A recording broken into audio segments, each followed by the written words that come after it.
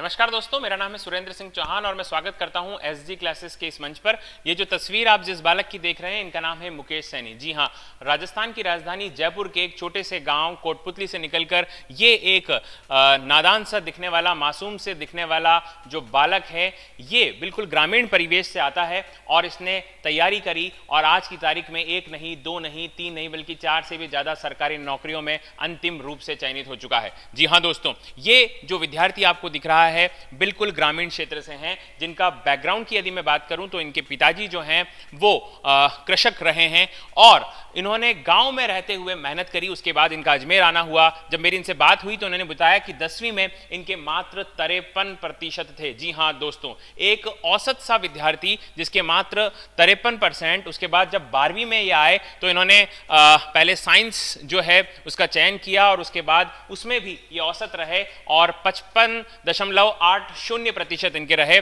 और उसके बाद में जब इन्होंने ग्रेजुएशन करी तो ग्रेजुएशन इन्होंने जो है उसमें बीए किया था और उसमें भी मात्र 44% इनके मार्क्स रहे। अपने माता पिता को अपना आदर्श ये मानते हैं और हमेशा अपने फ़ोन का जो डेस्कटॉप है, अपने फ़ोन की जो मेन स्क्रीन है, उस पर अपने माता पिता की तस्वीरें रखते हैं। और आज इनका चयन जो है दोस्तों वो एसएससी में एज अ सब इंस्पेक्टर हुआ है। जी हाँ दोस्तों, ये एसएससी के एग्ज़ाम में, कर्मचारी चयन आयोग के एग्ज़ाम में इनका चयन हुआ और कर्मचारी चयन आयोग के द्वारा इन्हें सम्मानित किया गया। जी हाँ दोस्तों, अभी कुछ दिनों पहले ही इन्हें नरेंद्र मोदी के द्वारा, जी हाँ, प्रधानमंत्री नरेंद्र मोदी के द्वारा बुलाया गया और अपने हाथों से इन्हें ये लेटर, नियुक्ति पत्र जो है वो प्रदान किया था। जी हाँ दोस्तों, ये मुकेश सैनी। जी हाँ दोस्तों, तो हम उस मुकेश सैनी को आपसे मिलवाना चाहते हैं जिससे कि काफी सारे विद्यार्थी इनसे प्रेरित होंगे। और जो विद्यार्थी ग्रामीण परिवेश से आते हैं, जो विद्यार्थी ये सोचते हैं कि मैं औसत बालक हूं, औसत बालिका हूं,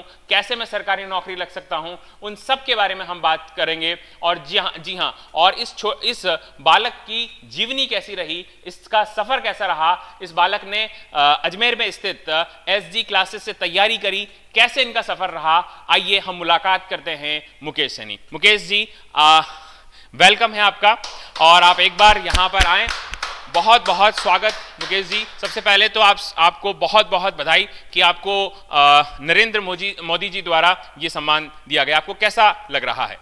सर, आज पहले से तो अच्छा लग रहा था। पहले तक तो जो मेरी मेहनत का बेस था वो सिर्फ मेरे दोस्तों और गुरुजनों तक ही सीमित था।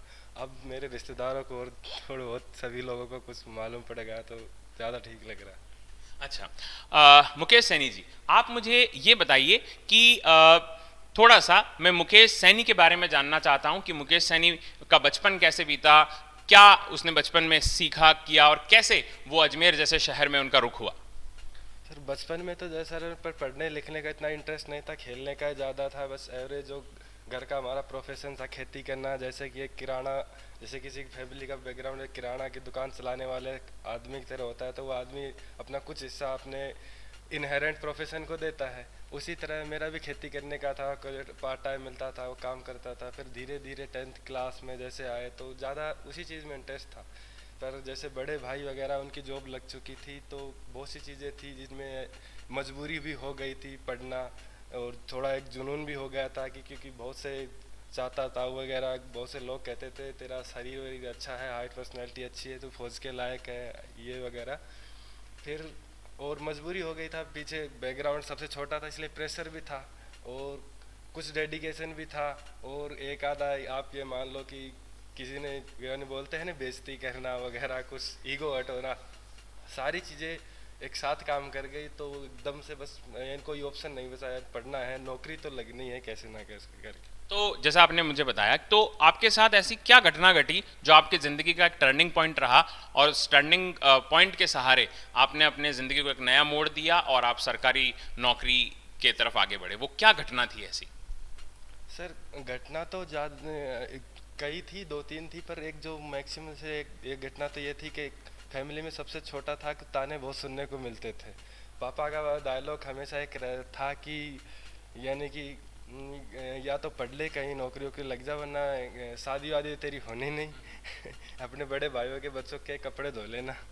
और दूसरा था, एक बार मैंने बड़े भाई की वर्दी पहन ली थी ऐसे जोश जोश में, तो भाई ने, पापा जी ने बोला था कि अपनी खुद की पहनेगा ना उस दिन मालूम पड़ेगा एक्चुअली फिर लाइफ में एक टर्निंग पॉइंट ऐसा आया कि वर्दी के लायक भी हो गए, वर्दी का पहनने का टाइम भी आया यार, लेकिन वो ज्वाइनिंग मैंने की भी नहीं। और फिर मेरी बहन बहन मेरे पापा के साथ ही बैठी थी, बोली उसने तो आपने उसको ये बात कही थी, उसने पहनी यानी कि ले भी ली लेकिन पहनी भी नहीं है, वो फिर तैयारी कर रहा है मतलब कि आपने वो बात कही थी। तो लाइफ कहाँ से कहाँ ले आती है बस। और एक ये था कि मेरे चाचा जी के लड़के की एक बार एंगेजमेंट वाले आए थे, तो उन्होंने उनके मुंह पे उनकी मतलब कि उनकी जो एकेडमिक लाइफ की है ना, उनकी ऐसी बेइज्जती बेइज्जती मानो आप उस चीज़ को, यानी कि बोला तूने आर्ट्स तो कोई सब्जेक्ट ही नहीं होता।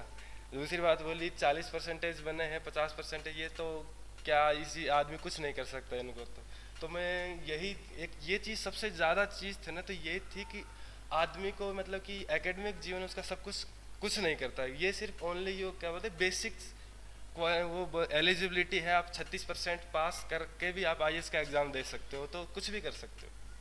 तो मुकेश सैनी जी, आप जयपुर के कोटपुतली से बिलोंग करते हैं जैसा मुझे पता चला, तो वहाँ से आप अजमेर जैसे शहर आए, तो ये सफ़र कैसे हुआ कि पहले आप कोटपुतली में थे, वहाँ से अजमेर आना हुआ, वहाँ से आपने एसजी क्लासेस से तैयारी करी और उसके बाद आपकी सरकारी नौकरी लगी, ये थोड़ा आप मुझे बताएं।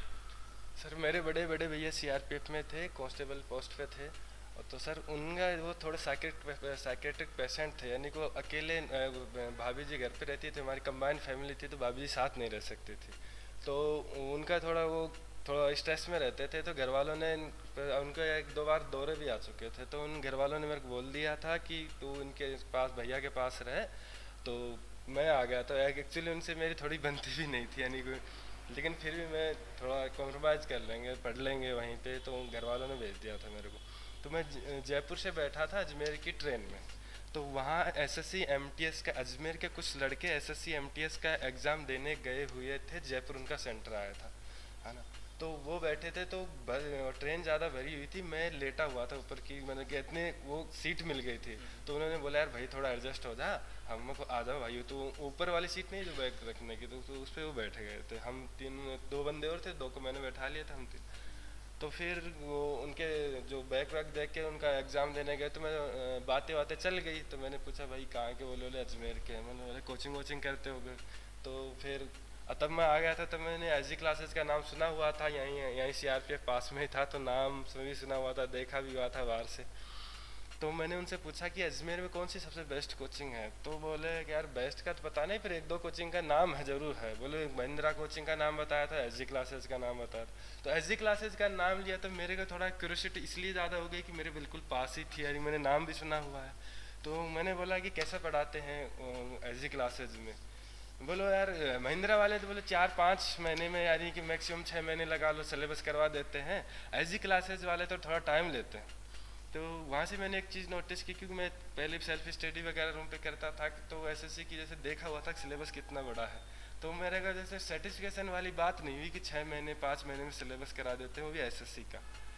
तब मेरे को एसजी क्लासेज की तरफ ज़्यादा क्यूरियोसिटी इसलिए हुई क्योंकि उन्होंने 10 महीना बताया था ना निर्मल, तो इतना पढ़ाते होंगे तभी 10 महीने पढ़ाएंगे, तभी तो एसएससी का सिलेबस पूरा होगा। तो फिर मैंने उस चीज़ को ज़्यादा उनसे ये चीज़ सीखने को मिली कि हाँ एसजी क्लासेस पढ़ाता तो ठीक है, वरना मैंने तो सोचा कहीं अपन यही सोच रहे हो पास में है थोड़ा, और फिर दूसरा पास में था। फिर मैं आ गया, सबसे पहले मैंने टाइपिंग के लिए एक भर्ती के लिए थी, टाइपिंग के लिए मैंने उसका फिजिकल करके आया था, तो टाइपिंग के लिए सिर्फ एसजी क्लासेस में एडमिशन लिया। और उस भर्ती का संयोग देखो, आज तक उसका रिटर्न नहीं हुआ, उससे पहले नौकरी लग गया जिस भर्ती के लिए आया था। उसके बाद में 10-15 दिन में मैंने माहौल देखा, और जो सबसे इम्प्रेसिव पॉइंट थे, जो इसका जो सिलेबस को जो सर ने जो डिज़ाइन किया गया था, वो एक साइंटिफिक रूप था पूरा एसएससी का। यानी कि सबसे पहले एक नए एस्पिरेंट, एक बेसिक, एक एवरेज स्टूडेंट के हिसाब से पढ़ाया जाता था। यानी कि सबसे पहले मैंने एक बंदे की मांग के मैथ की सीट देखी उस टाइम, तो उन्होंने बोला बेसिक की सीट। तो मैंने सुना कि यार ऐसी तो कोई शायद कोई कोचिंग नहीं, बेसिक की सीट अलग से। क्योंकि जहाँ तक मेरे गांव के लड़के अड़ोस पड़ोस को जयपुर दिल्ली कोचिंग करके आते थे, तो मैंने भी उनकी सीट ऐसे देखता था, भाई क्या पढ़ाता तू। तो कहते थे हमारे तो टाइम एंड डिस्टेंस चला दिया, हमारे टाइम एंड वर्क पहले चला दे, किसी का नंबर सिस्टम। तो यहाँ बेसिक की सीट देखी ना, तो मुझे थोड़ा सा इम्प्रेसिव लगा। और फिर जीके का सबसे पहले हमें फिर ज्वाइन करने के बाद तो ये चीज़ अच्छी लगी। ऐसे आपने भी सुना होगा, सबसे शुरुआत अच्छी हो जाती है ना, तो आधे से ज़्यादा काम तो वहीं कंप्लीट हो जाता है आपका। तो मेरी शुरुआत बहुत अच्छी हो गई थी।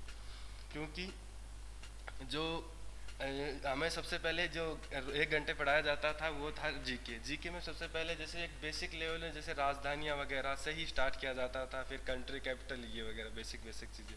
उसके बाद 1 महीने तक आपको कंबाइन पढ़ाएंगे, उसके बाद है ना एडवांस चीज़ें पढ़ाएंगे, यानी कि सिलेबस टाइप्स की, है ना। ऐसे मैथ में सबसे पहले बेसिक पढ़ाया गया था, फिर बेसिक का होमवर्क दिया जाता था, चेक भी होता था सारी ठीक, तो एक बर्डन रहता था कि पीछे हाँ होमवर्क करके लेके जाना है और रिवीजन करना है। क्लास में जीके वाले सर सुरेंद्र सर हमें पूछते थे, तो एक चीज़ इंटरेस्टिंग रहती थी, थोड़ा वो भी लगता था, अच्छा फील होता था कि हाँ देखो हम जवाब दे रहे हैं। तो ऐसे बहुत सी चीज़ें काम कर जाती थी, तो धीरे धीरे उस एक यानी कि स्टार्टिंग में एक अच्छा रिदम बन गया था पढ़ाई का। तो एसजी क्लासेस आप आए तो आपको काफ़ी संतुष्टि हुई जिस हिसाब से आप बता रहे हैं, और जैसे आप ग्रामीण परिवेश से हैं, अंग्रेजी में जैसे आपके नंबर कम रहे हैं, तो अंग्रेजी आपने अपने आप की कैसे सुधारी? एसजी क्लासेस की फैकल्टीज़ का उसमें क्या रोल रहा, ये भी थोड़ा सा आप बताएं। अंग्रेजी तो सर मैं आपको क्या बताऊं, जब मैं हमारे 1 डेढ़ महीने बाद इंग्लिश स्टार्ट हुई थी, उसके बाद कुछ तो मैम ने स्टार्ट करवा दिया था जैसे सब्जेक्ट वर्ग में। जो सबसे अच्छी बात रही वो जैसे सिलेबस ग्रामर में वही चीज़ पढ़ाई गई जो जैसे एसएससी में जैसे हमारे सीपीओ पेपर में जो ज़्यादा से एरर आती है, तो सब्जेक्ट वर्ब एग्रीमेंट से लगभग 1-2 एरर तो आती है ना। वही टॉपिक सबसे पहले लिए गए थे जो ज़्यादा आते हैं। तो जहाँ तक मेरे 3-4 महीने की कोचिंग कंप्लीट हो गई थी, और मेरा सबसे प्लस पॉइंट ये था कि जो मुझे पढ़ाया जाता था मैं तो वो तुरंत कवर कर लेता था, यानी रिवीजन के लिए पीछे नहीं छोड़ता था। मुझे मालूम था कि सब साथ की साथ ही सब कुछ करना है, बात के लिए नहीं। तो जब मेरा प्री पेपर हुआ था इंग्लिश में, उसमें ठीक ठाक यानी 50-60% सिलेबस कवर हो गया था। बाकी की जो थोड़ी बहुत वोकेबलरी थी वो कुछ पढ़ी कुछ वो करी, यानी कि काम चल गया था, यानी प्री पास हो गया था, है ना। फिर जो मेंस था वो सिर्फ इंग्लिश का था। अब इंग्लिश में सबसे बेस्ट चीज़ ये रही थी कि दिव्या मैम हमें इंग्लिश पढ़ाती थी, तो उन जो कुछ तो पहले तो सिलेबस 50-60% हो गया था, बाद में उन्होंने स्पेशली यानी वोकेबलरी क्लास लगाना स्टार्ट कर दिया था और कॉम्प्रिहेंशन पढ़ाना स्टार्ट कर दिया था। और क्या बोलते हैं ग्रामर के जो कुछ टॉपिक बचे हुए थे ना, तो मैम को मैंने स्पेशली ऐसे बोल भी दिया था पर्सनली। उन्होंने पर्सनली मेरे लिए बहुत से चैप्टर है ना, स्पेशली यानी कि जो जिस ऑर्डर में आते हैं ना उनसे पहले उन्होंने उन चैप्टर्स को प्रायोरिटी दी। तो ये सबसे अच्छी बात थी। तो उस टाइम क्या था कि एक जुनून भी था, बस इस मेंस के आगे नौकरी है, मेंस के आगे नौकरी है। तो इंग्लिश को आप ये मानो कि कुछ समझ में भी नहीं आता था ना, तो भी ऐसे पढ़ना है, रटना है, कुछ भी करना है, तो वो वाली कंडीशन थी। तो मुकेश जी, आप अपने आप को अब 5 साल के बाद कहाँ देखते हैं? क्या सोचा है आपने कि आपका भविष्य में, और आप कहाँ तक जाना चाहते हैं, कैसे आगे बढ़ना चाहेंगे? सर मैंने एक बात सीखी थी, वो यहीं सीखी थी इसी माहौल से, कि जो भी सफलता है ना वो लेना प्राप्त करना बड़ी बात नहीं है, उसको मेंटेन रखना बड़ी बात है। तो मैं यही जैसे सुरमेश सर से एक चीज़ सीखी थी, जैसे उन्होंने 20+ जॉब हासिल की, तो आप चलते रहो। जो आपको जैसे उन्होंने उनसे एक बात भी मैंने सीखी, सबसे पहले अपन के पास कुछ नहीं होता, कोई जॉब नहीं होती है, तो सबसे पहले जॉब लेना चाहिए, क्योंकि कहते हैं कि बेगर्स आर नॉट चूजर्स। लेकिन जब आपके पास जॉब आ जाती है, आप सेटिस्फाइड नहीं होते, आप आगे बढ़ना चाहते हो, तो आप फिर चूजर्स की कैटेगरी में आओ। तो मेरा यही है कि आप चलते रहो, फिर आप एक अच्छी जॉब ही आपको पावर चाहिए, पैसा चाहिए, क्या चाहिए, जो उसके हिसाब से आओ। सबसे पहले एक सर्वाइवल पॉइंट देखा जाता है, उसके बाद आगे। तो मेरा तो यही था कि सर अब वो तो हो गया सर्वाइवल पॉइंट। तो मुकेश जी, मेरा अंतिम प्रश्न ये है कि आप जो है विद्यार्थियों को, है ना, क्या संदेश देना चाहेंगे? बस सर मैं यही देना चाहूँगा कि सबसे बड़ी कंपटीशन के दौर में कंसिस्टेंसी है। आप मतलब कि आप कितना पढ़ते हो ये इम्पोर्टेंट, पढ़ना ये नहीं, आप रोज़ पढ़ते हो ये इम्पोर्टेंट है। तो कम से कम एक महीने में 25 दिन तो आपको पढ़ना है चाहिए। यही संडे आता है तो कम से कम ये नहीं कि पूरे दिन ही रेस्ट करो, कम से कम 2-3 घंटे तो पढ़ लो। ऐसे है कि आप पढ़ो तो सही हर दिन, और कोई बात नहीं 2-4 दिन महीने में नहीं पढ़े, कहीं इंजॉय करने को वो भी एक ज़रूरी है, लेकिन कंसिस्टेंट पढ़ना चाहिए। ऐसे नहीं 2 दिन पढ़ा 3 दिन नहीं पढ़ा, 2 दिन पढ़ा 3 दिन, वो नहीं। तो दोस्तों ये थे मुकेश सैनी जिनके बारे में हमने जाना। तो मैं भी यही चाहूँगा व्यक्तिगत रूप से कि जो विद्यार्थी तैयारी करना चाहते हैं, मुकेश सैनी की तरह हैं और चाहते हैं, उनका सपना है कि वो सरकारी नौकरी प्राप्त करें, तो सरकारी नौकरी प्राप्त करना बहुत बड़ी बात नहीं है, बहुत मुश्किल नहीं है, सिर्फ मेहनत और लगन की आवश्यकता है। ये एग्जाम्पल हमारे सामने मुकेश सैनी जी हैं। तो बहुत बहुत धन्यवाद मुकेश जी आपका। और तो दोस्तों आज के लिए इतना ही, हम आपसे विदा लेते हैं। धन्यवाद। जय हिंद, जय भारत।